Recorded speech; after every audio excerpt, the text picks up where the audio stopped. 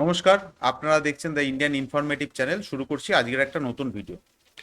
আজকের ভিডিওটাতে সম্প্রতি আপনারা শুনেছেন যে ভারতীয় নৌবাহিনীতে রাফাল এম যুক্ত হতে চলেছে এবং এ মাসের 30 তারিখ যে আপনারা জানেন যে ভারতের national security adviser Ajit Doval উনি ফ্রান্স সফরে গেছেন এবং খুব সম্ভবত এই চুক্তিটা এখানেই স্বাক্ষরিত হবে বলে যারা বিশেষজ্ঞ তারা মনে করছে।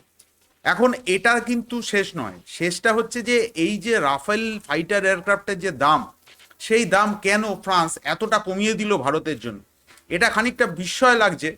তার কারণ হচ্ছে আপনারা জানেন যে এই মুহূর্তে রাফেলের যা যা অর্ডার রয়েছে ফ্রান্সের কাছে, তারপরও ফ্রান্স ভারতীয় নৌবাহিনীর জন্য যে 26খানা রাফাল এম কেনার প্রায় পাকা হয়ে গেছে, হয়তো চুক্তি এর মধ্যেই হয়ে যাবে।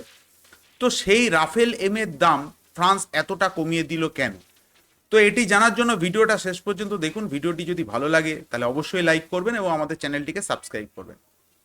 এই যে রাফেল এম এর কথা বলা হচ্ছে, এই মুহূর্তে এটা ঠিক যে ভারতীয় নৌবাহিনী যে আইএনএস বিক্রান্ত যে নতুন এয়ারক্রাফট ক্যারিয়ার এসছে, সেই ক্যারিয়ারের জন্যই তারা মূলত রাফেল এম ফাইটার এয়ারক্রাফটটি কিনছে এবং খুব বুদ্ধিমত্তার সাথেই ভারতীয় নৌবাহিনী রাফেল এমকে আর কি সিলেক্ট করেছে। এই কারণেই সিলেক্ট করেছে যে এই মুহূর্তে অন্তত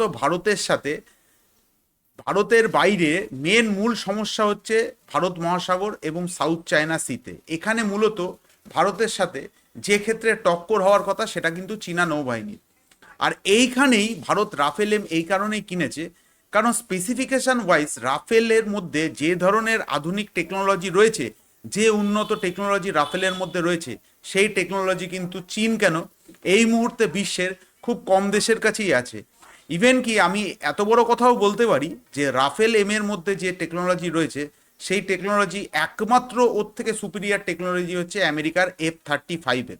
এছাড়া নৌবাহিনীর ক্ষেত্রে যে যুদ্ধের প্লেন ব্যবহার করা হয়, সেখানে রাফেল কিন্তু কার্যত সব থেকে বেশি অ্যাডভান্স বলে আমরা এই মুহূর্তে মনে করছি। কিন্তু দামটা কমিয়ে দেওয়ার পেছনে কারণ সাধারণত মনে করা হয় যে এয়ারফোর্সের যে যুদ্ধের প্লেন, তার থেকে নৌবাহিনী যুদ্ধের প্লেনের দাম বেশ খানিকটা বেশি হয়। এই কারণেই বেশি হয়, তার কারণ নেভির যুদ্ধের প্লেন মূলত প্রচণ্ড ভারী হয়। দ্বিতীয় কথা, তার ল্যান্ডিং গিয়ার থেকে শুরু করে সেই যে ফিউসেলাজ, সেটা এতটাই আধুনিক এবং এতটাই ভারী হয় যে নৌবাহিনী যুদ্ধের প্লেনের দাম সাধারণত বিমান বাহিনী যুদ্ধের প্লেনের দামের থেকে বেশ খানিকটা বেশি হয়। কিন্তু যেটা সব থেকে অবাক করার মতন বিষয়, ফ্রান্স ভারতকে যে প্রাইস নেগোসিয়েশনের যে একটা বৈঠক বসেছিল, তাতে যে পরিমাণ টাকা ধার্য করেছে, সেটা কেন কার্যত অবাক করে দেওয়ার মতন। এই কারণেই বলছি যে এই যে দামটি ধার্য করেছে, সেটি কিনা 2016 সালে ভারত যে ফ্রান্সের থেকে রাফেল যুদ্ধের প্লেন কিনেছিল 36খানা ভারতীয় বায়ুসেনার জন্য, সেই যা রেট, সেই রেটে ভারতকে রাফেল এম দিচ্ছে, তার সেই প্রথম চুক্তির প্রায় 9 বছর বাদে।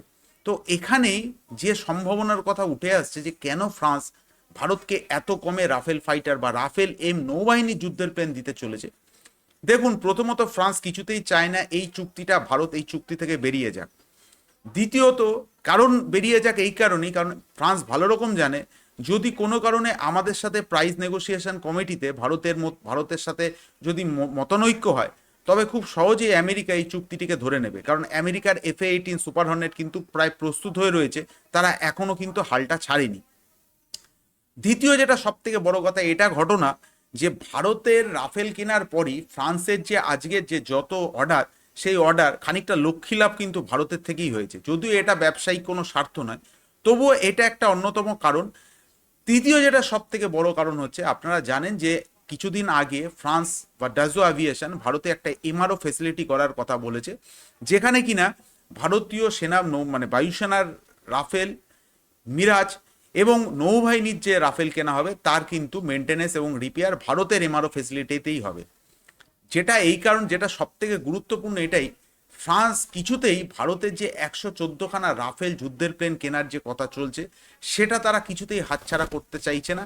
দরকার পড়লে তারা ভারতেই এই এমআরও ফেসিলিটি থেকে শুরু করে ভারতেই ম্যানুফ্যাকচারিং ইউনিট তৈরি করার চিন্তাভাবনা করছে। সর্বোপরি আরও যেটা ফ্রান্সের ভয়, সেটি হচ্ছে সম্প্রতি জার্মান ভারতকে ইউরোফাইটার টাইফুনের সমস্ত টেকনোলজি ট্রান্সফার করবে বলে এরকম কথা দিয়েছে এবং তারা এও বলেছে দরকার পড়লে ইউরোফাইটার টাইফুন তারা ভারতেই তৈরি করতে ইচ্ছুক। এটি একটি মারাত্মক দিক, যেটা ফ্রান্স কিছুতেই মানে হাত থেকে কিছুতেই ছেড়ে দিতে চাইছে না। সেই কারণেই খানিকটা হলো ফ্রান্সের মাথা ব্যথার কারণ যে ভারতকে যদি রাফেল কম দামে না দেওয়া হয়, তবে পরবর্তী ক্ষেত্রে রাফেলের বেশি দামের ইস্যু দেখিয়ে ভারত কিন্তু অন্য কোনো যুদ্ধের প্লেন কেনার দিকে চলে যাবে ভারতীয় বায়ুসেনা। আর সর্বোপরি ফ্রান্স যেটা চাইছে, ফ্রান্স একটা খুব মানে বুঝেছে যে ভারতীয় নৌবাহিনীর যে আগামী টেড বিএ ফাইটার এয়ারক্রাফট আসতে চলেছে, সেটা এখনো প্রায় আস্তে আস্তে 10 বছর, মানে পুরোপুরি ভারতীয় নৌবাহিনীতে ইন্ডাক্ট হতে হতে 10 থেকে 12 বছর এখনো সময় লাগবে। আর তারা এই সুযোগে যেহেতু ভারতীয় নৌবাহিনীর মিগ-29 বেশ খানিকটা পুরনো হয়ে যাবে, তো সেক্ষেত্রে রিপিট অর্ডার পাওয়ার জন্য তারা কিন্তু উঠে পড়ে লাগবে যে নতুন আরও রাফেল এম যদি ভারতীয় নৌবাহিনী কেনে, তবে তাদের পরোক্ষে তাদেরই লাভ হবে। মোদ্দা কথা, একটা বড় রকমের চুক্তি, ফ্রান্স একটা বড় বিলিয়ন ডলারের চুক্তি পাওয়ার জন্য আজকের এই সুযোগ সুবিধাগুলো ভারতীয় নৌবাহিনীকে দিচ্ছে বা ভারতকে দিচ্ছে। এতে তাদের যে মানে আগামী দিনে ভবিষ্যতে তারা দৃষ্টি রাখছে যে যে করেই হোক ভারত থেকে তারা এই চুক্তিটা ভারতীয় বায়ুসেনার যে চুক্তিটা সেটা যেন খুব তাড়াতাড়ি পায়। তো আজকের ভিডিওটা এখানেই শেষ করছি। এছাড়া রাফেল সম্পর্কিত আরও কিছু নতুন খবর উঠে এসছে, যেগুলো আমরা পরের ভিডিওতে দেব। তার কারণ কিছু টেকনিক্যাল স্পেসিফিকেশান নিয়ে ভারতীয় নৌবাহিনীর সাথে বা ভারতীয় বায়ুসেনার সাথে ফ্রান্সের বায়ুসেনা বা ফ্রান্সের রাফেল কোম্পানি ড্যাজো এভিয়েশন, তাদের মধ্যে একটু মতনৈক্য হচ্ছে। সেটি নিয়ে আগামী দিনে ভিডিওতে আমরা তুলে ধরব। তো অবশ্যই আমাদের এই ভিডিওতে নজর রাখবেন। তো আজকের ভিডিওটা এখানেই শেষ করছি। ভিডিওটি শেষ পর্যন্ত দেখার জন্য ধন্যবাদ। জয় হিন্দ।